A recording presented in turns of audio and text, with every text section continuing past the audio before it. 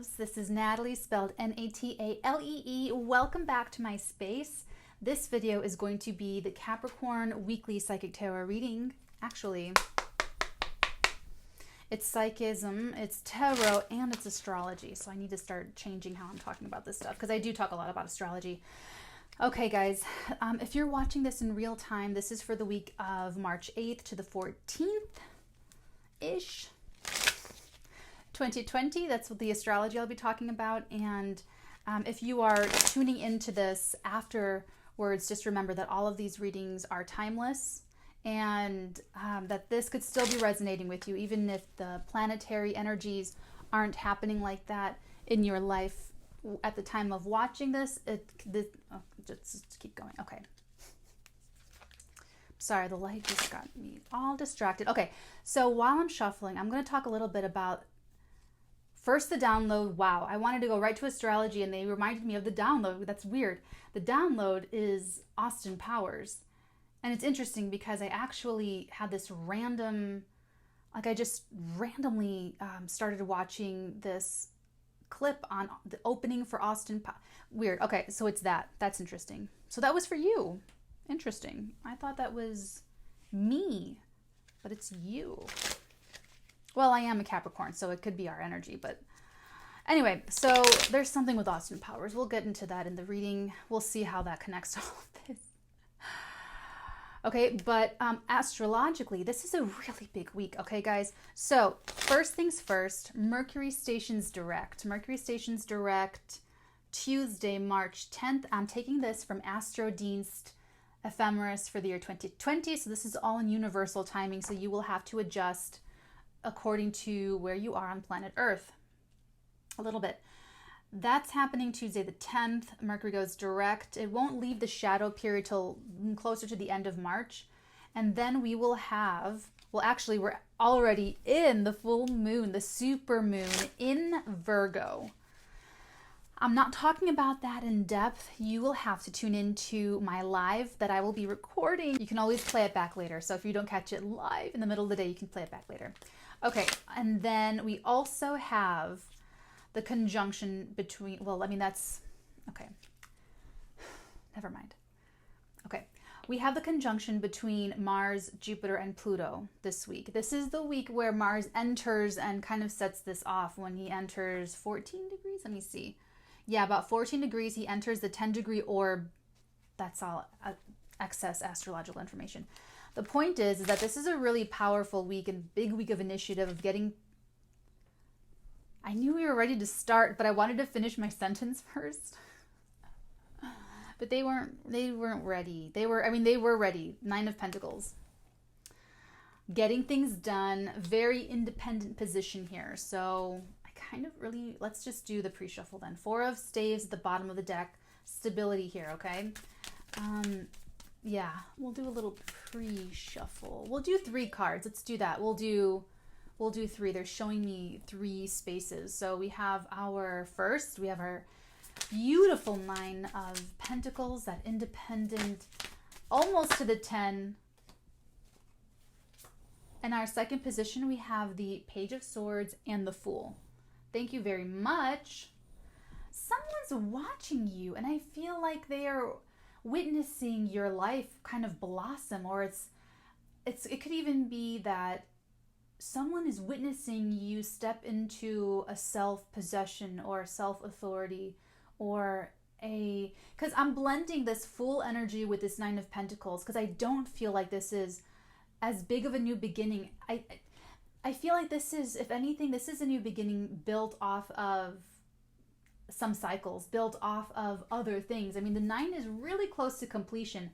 I feel like you're completing a very self-sufficient energy here this week, Capricorn, and you're plunged into something that's it's new, it's different, it's a brand new beginning, it's a brand new start, but you're bringing so much with it that's why it doesn't completely feel like a brand new beginning, like where you don't know anything new beginning. This feels like a new beginning that you're bringing things with you to the table, okay?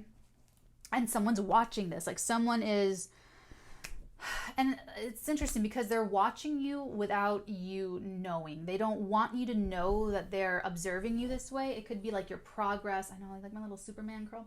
I don't know if it's they don't want you to know that they're watching your progress because they think it's going to psych you out, or if it's because they're jealous, or if it's because they wish you ill will, or because they are rooting you on and they don't want to disrupt your progress. I don't know. But they're keeping it from you. Oh my God, oh my God, oh my God. You guys have got to check out the Capricorner because we have the Wheel of Fortune in the Capricorner, okay? So I'm going to say, I picked up what's underneath the Wheel of Fortune and I'm going to show you. We have the Seven of Cups, Star, and Chariot.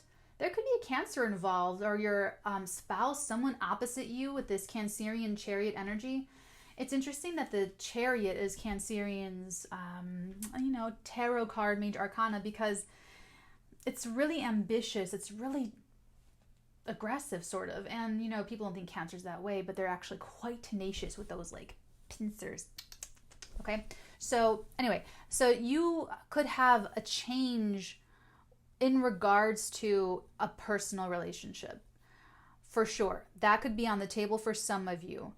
And if that is the case, this is sort of I don't want to say it's a deep repair of the relationship. It's more of a deep repair of sort of an energy within both of you that's really been coming up in different relationships with different people throughout your life. And where it works, where it's successful is with this person, is with this relationship. So this would be, an example would be, let's say you have many failed relationships in your past and you always thought it was because the other person didn't show how much they love you. Maybe you just never felt like, oh, they're not giving up enough for me, they're not doing enough for me, or they're not really proving how much they love me, XYZ. This would be you going on this whole journey after a failed relationship, many years. And I say that, but it's like failed relationship, don't be so hard on yourself. Going through a whole cycle about self-sufficiency and independence and sort of realizing that you're responsible for your own happiness and all they should have to do is be themselves. Oh, mother of pearl, sorry, I just knocked something over. That you realize that they should just be there. They should just add to your happiness and not create your happiness and not be the source of your happiness. So you kind of had to learn that it was your insecurity, that it was your ego, that it was your whatever, your issue with your mom, dad, whatever that it was. You go through the whole cycle and now you're extremely independent emotionally, where you don't need anyone to go, so far out of their way to prove things to you, that you sort of prove your own love to yourself. And so you kind of take that pressure off your other, or your concept of your other. You have different views and thoughts about relationships and all that. That would be you completing the cycle. Okay, people are watching you grow up a little bit. This would mean that there's a real fortunate relationship for you, either with someone maybe someone you're dating, could be an entirely new person, to be very honest with you. And it's like the right chemistry. It's the right time, to be honest. It's like divine timing. And I mean, I'm getting a lot of divine timing with the Chariot, the Star, the Wheel of Fortune, and we have the Fool over here. Don't forget Capricorn. So it's like heavy major arcana energy here. Heavy, heavy, heavy. It's fully more than half our major arcana. So this is really energy that is sweeping through you and through your life.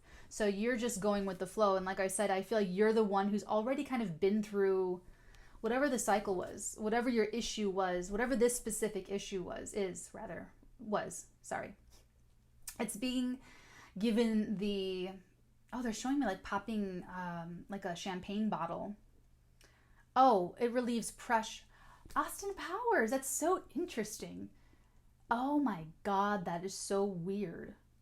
That is so weird. I have to tell you guys this. So what I watched earlier in the day was this like directorial explanation of how Jay Roach filmed the intro to Austin Powers Goldmember.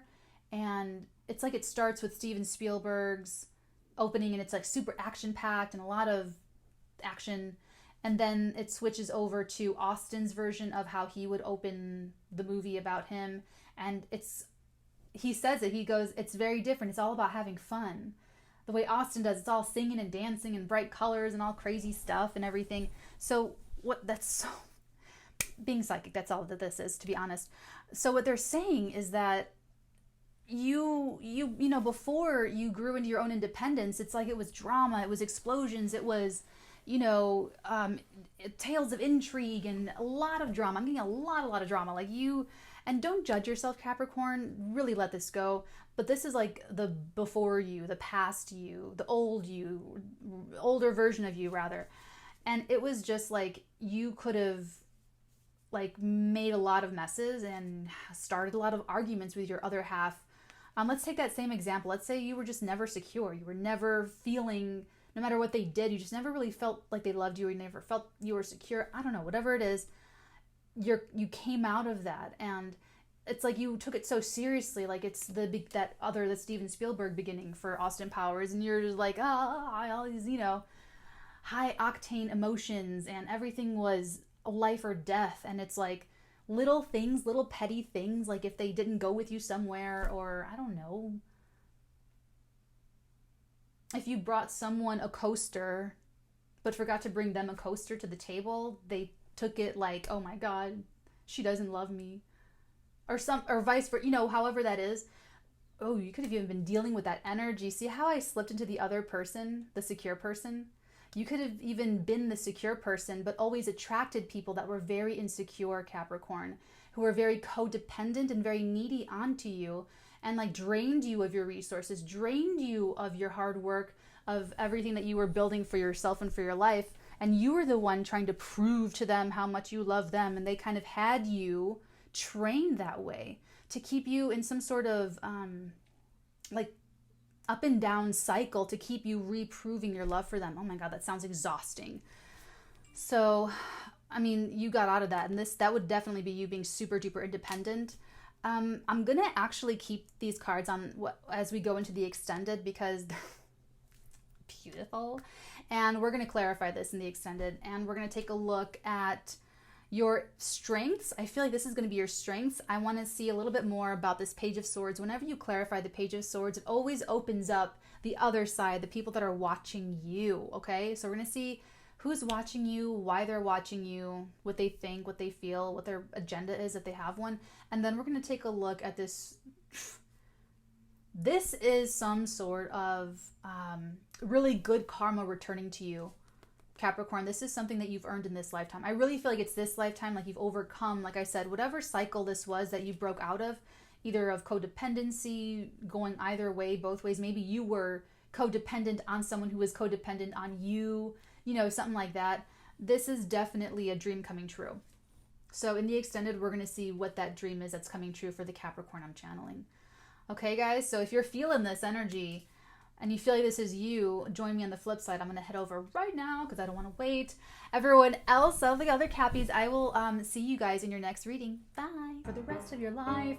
Seriously, this is a big one. You're getting a lift. You're like, it's like all the work you've been doing. It's been slow healing to get yourself to this state of independence.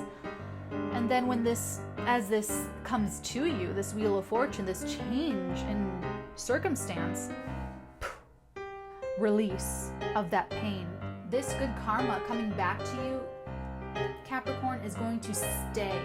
It's going to provide inspiration and healing. So it's like the healing has been slow, and then you get a lot of good karma coming to you all at once. Mars conjunct Venus. I keep wanting to say Venus, that's weird. Mars conjunct Jupiter and Pluto this week. Oh, in Capricorn.